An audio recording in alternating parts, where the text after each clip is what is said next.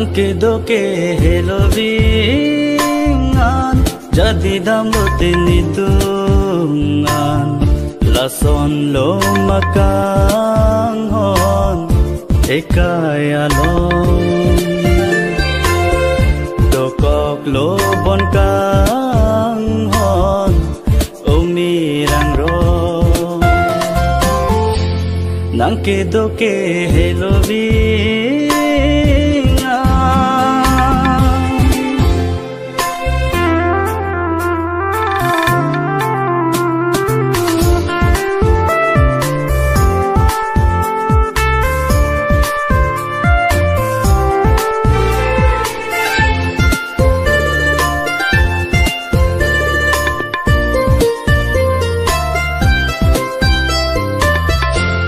nang panjadi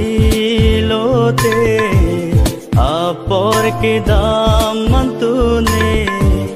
mek sole jang tame thek dam long nang raje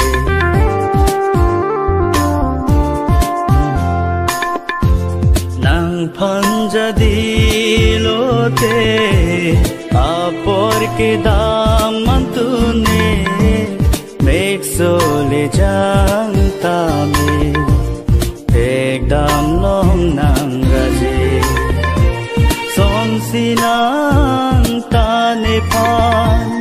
jadi bom tu denang rupa do jinang pan tanpa lam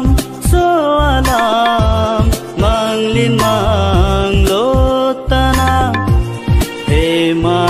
Karta manglin manglotana he manrikarta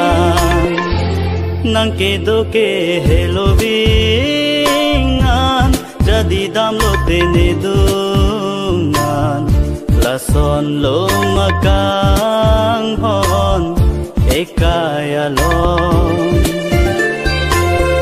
dokok lo bon kanghon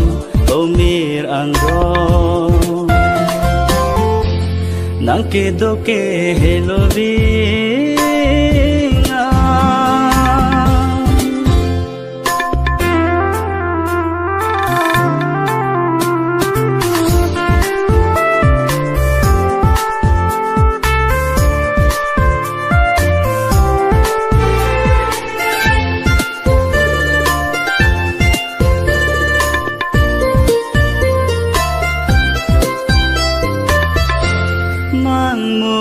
pir bialong kai ke kaha chealang thanji pune nang phan loti nang chola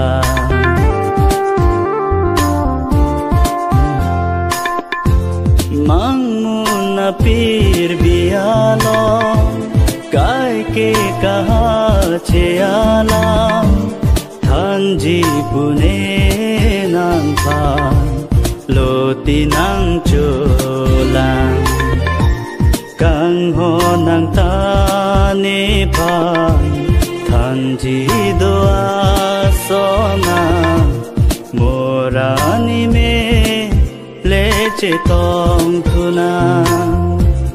kang ho nang ta ne phan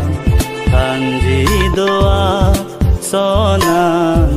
morani mele chetong tuna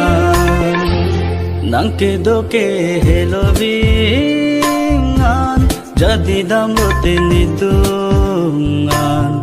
lason lo makanghon ekayalon dokok lo bon kanghon umir angron nang kedoke helovingan